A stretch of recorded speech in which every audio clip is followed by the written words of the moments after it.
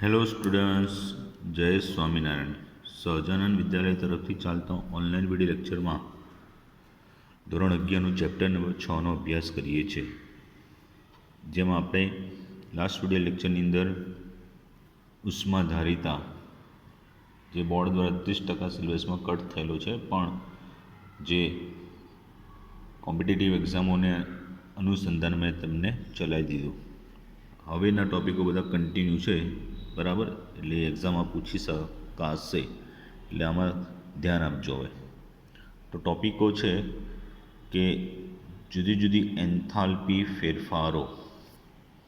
જુદી જુદી એન્થાલ્પી છે એ જુદી જુદી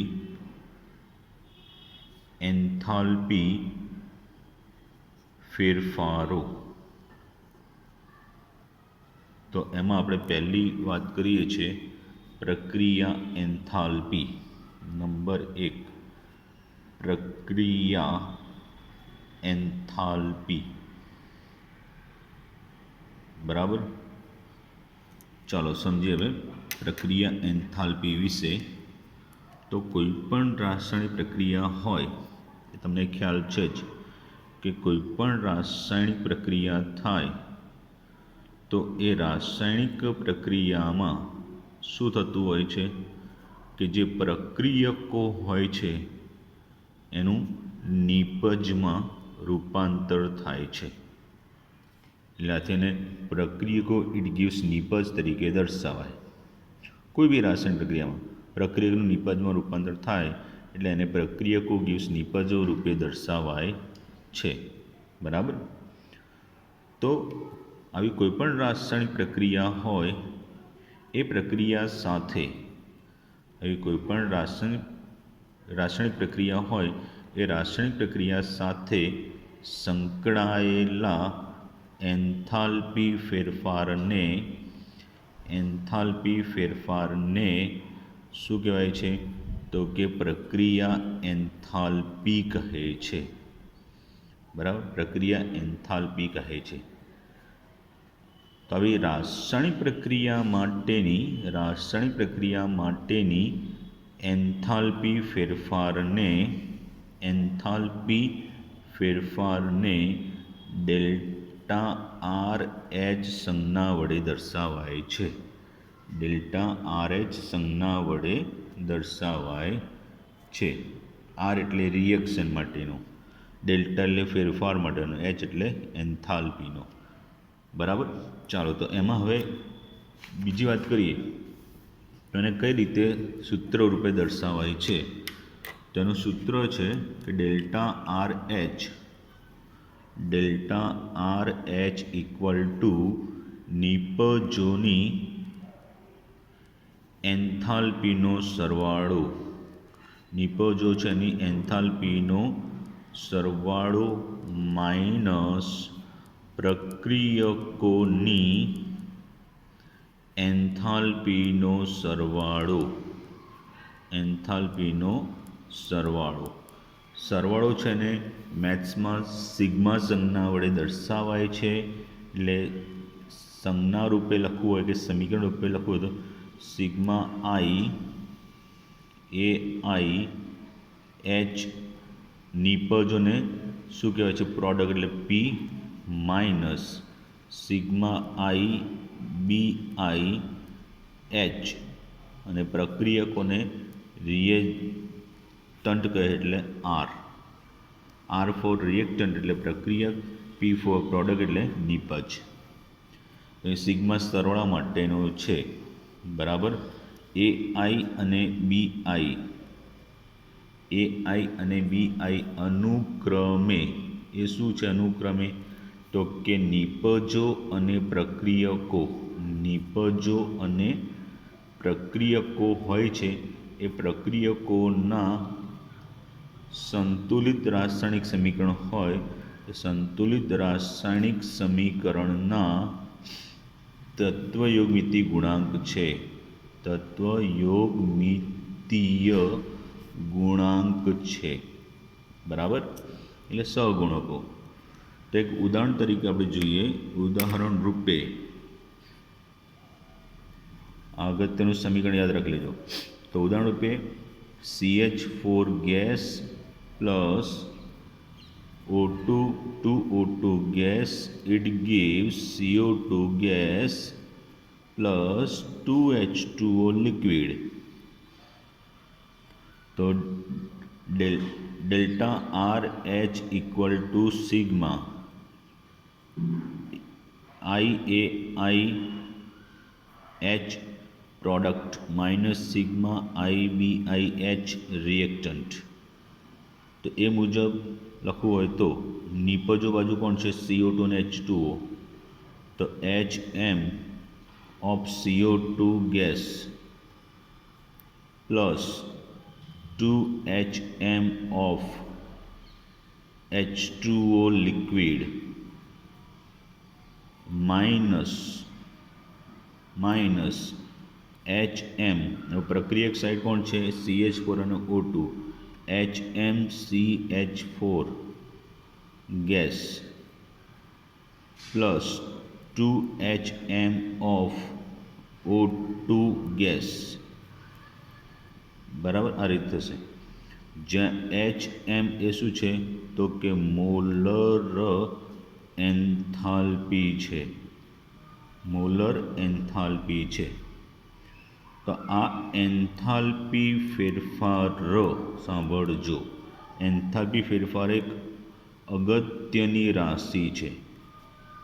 આ એન્થાલ્પી ફેરફાર એટલે કે પ્રક્રિયા એન્થાલ્પી એક અગત્યની રાશિ છે જે ઔદ્યોગિક રાસાયણિક પ્રક્રિયાનું શું કરે છે કે ઇન્ડસ્ટ્રીયલ ઔદ્યોગિક રાસાયણિક પ્રક્રિયા હોય એ રાસાયણિક પ્રક્રિયાનું અચળ તાપમાન જાળવી રાખવાની જરૂર પડે. શું કીધું? રાસાયણિક પ્રક્રિયાનું અચળ તાપમાન જાળવી રાખવાની જરૂર પડે ત્યારે આ રાશિનું જ્ઞાન એટલે આનું જ્ઞાન, આ રાશિનું જ્ઞાન નોલેજ, આ રાશિનું જ્ઞાન નોલેજ જરૂરી બને છે. જેથી ઉષ્મા આપવી એટલે કે ગરમી આપવી, જેથી શું કીધું? ઉષ્મા આપવી એટલે કે ગરમી આપવી કે ઠંડુ પાડવું તેનું આયોજન કરી શકાય છે. એટલે બીજું કે તાપમાન પર આધારિત, તાપમાન છે એના પર આધારિત સંતુલન અચળાંક, જે 7મા ચેપ્ટરમાં શીખ્યા, સંતુલન અચળાંક ગણવા માટે પણ તેની જરૂર પડે છે. તો આ એન્થાલ્પી ફેરફાર એક અગત્યની રાશિ છે. કઈ બાબતે? નંબર 1, ઔદ્યોગિક રાસાયણિક પ્રક્રિયાનું અચળ તાપમાન જાળવી રાખવાની જરૂર પડે ત્યારે આ રાશિનું જ્ઞાન જરૂરી બને છે, જેથી ગરમી આપવી કે ઠંડુ પાડવું તેનું આયોજન કરી શકાય. અને બીજું, તાપમાન પર આધારિત સંતુલન અચળાંક ગણવા માટે પણ એની જરૂર પડે છે. બરાબર.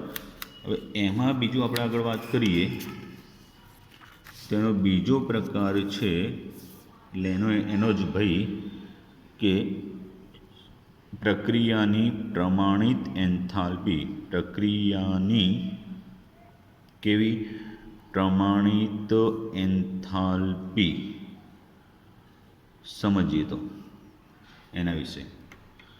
તો પ્રક્રિયાની પ્રમાણિત એન્થાલ્પી, તો પ્રક્રિયાની એન્થાલ્પી કોઈ બી પ્રક્રિયા હોય એ પ્રક્રિયાની એન્થાલ્પી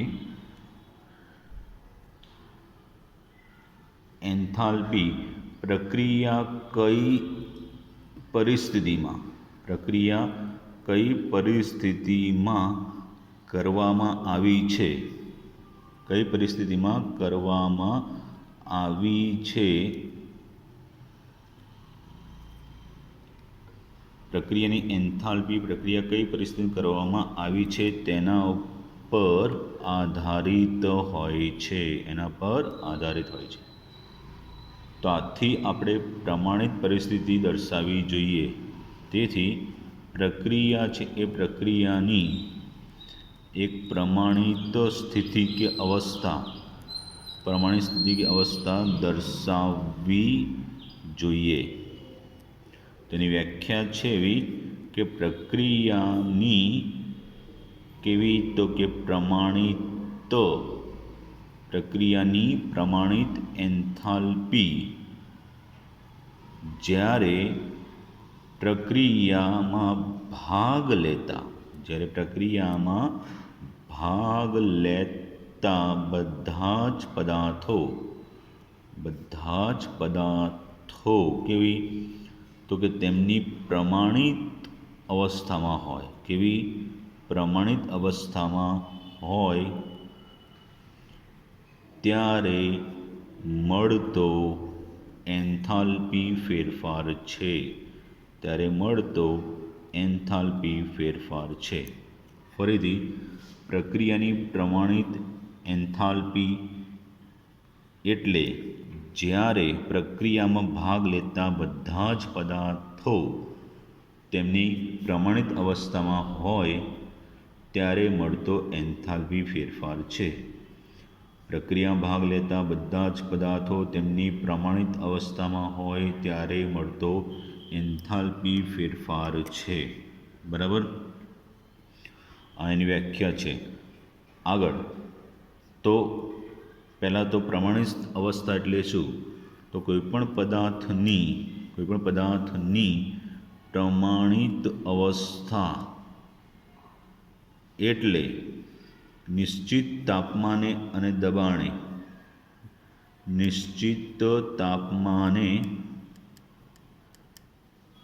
અને એક બાર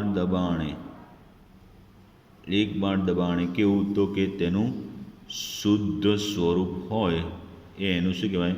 પ્રમાણિત અવસ્થા કહેવાય.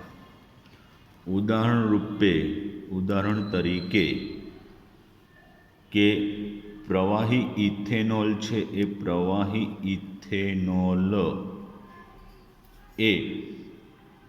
ઇથેનોલ છે એની પ્રમાણિત અવસ્થા એટલે 298 કેલ્વિન તાપમાન અને 1 બાર દબાણ.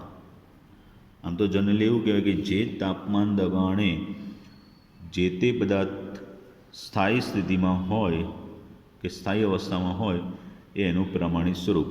તો ઇથેનોલ એ 298 કેલ્વિન તાપમાન 1 બાર દબાણે પ્રવાહી સ્વરૂપમાં હોય છે.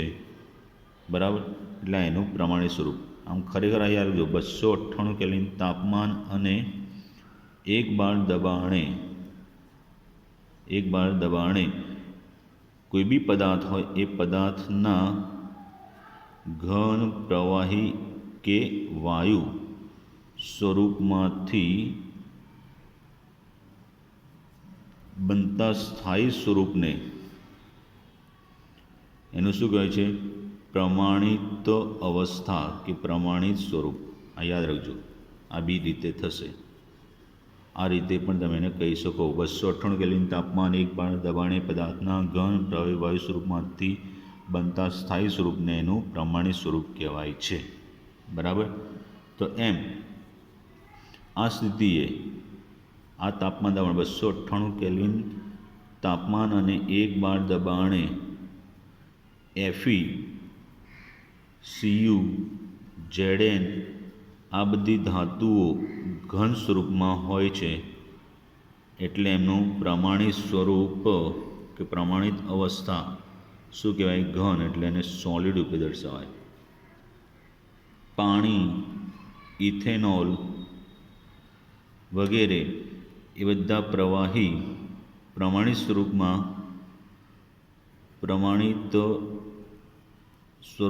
પ્રવાહી રૂપે હોય છે એટલે એમનું પ્રમાણિત સ્વરૂપ કે અવસ્થા પ્રવાહી થશે અને લિક્વિડ રૂપે દર્શાવાય. એના H2 ગેસ, H2O2, N2 એ આ સ્થિતિએ વાયુ રૂપમાં હોય છે એટલે એનું પ્રમાણિત અવસ્થા વાયુ થશે અને ગેસ વડે દર્શાવાય. કેટલાક પદાર્થો હોય છે એ પદાર્થોને એના એકથી વધુ અપરૂપ હોય અને જે અપરૂપ આ સ્થિતિએ સ્થાયી હોય એનું શું કહેવાય? પ્રમાણિત સ્વરૂપ કહેવાય છે. શું કહેવાય છે એનું? પ્રમાણિત સ્વરૂપ. જેમ કે કાર્બન માટેના હીરો ગ્રેફાઇટમાંથી એનું પ્રમાણિત સ્વરૂપ ગ્રેફાઇટ, સલ્ફર માટે રોમ્બિક અને મોનોક્લિનિકમાંથી પ્રમાણિત સ્વરૂપ રોમ્બિક થશે, કે જે આ તાપમાન દબાણ કેવા છે? સ્થાયી છે. અને એને મૃદાંકમાં ઉપર 0 સંજ્ઞાથી દર્શાવાય છે. એટલે પ્રમાણિત એન્થાલ્પીની સંજ્ઞા મૃદાંકમાં ઉપર 0 દર્શાવવાનું. એટલે ડેલ્ટા H0 બરાબર sigma delta H0 of product minus sigma delta H0 of reactant. આ રીતે થશે. તો એની શાની વાત કરીએ આપણે? પ્રમાણિત એન્થાલ્પીની વાત કરી. બરાબર. સૂત્રો ધ્યાનમાં રાખજો. આ જે થિયરી છે એની વ્યાખ્યાઓ અમુક બાબતો VSQ MCQમાં આવે છે, એ પણ ધ્યાન રાખી લેજો. બરાબર. આના દાખલાઓ પણ આવશે, તો 1 થી 2 વાર શાંતિથી વિડીયો લેક્ચર જોઈ લેવાના, એટલે ખ્યાલ આવી જશે. બરાબર. જય સ્વામિનારાયણ.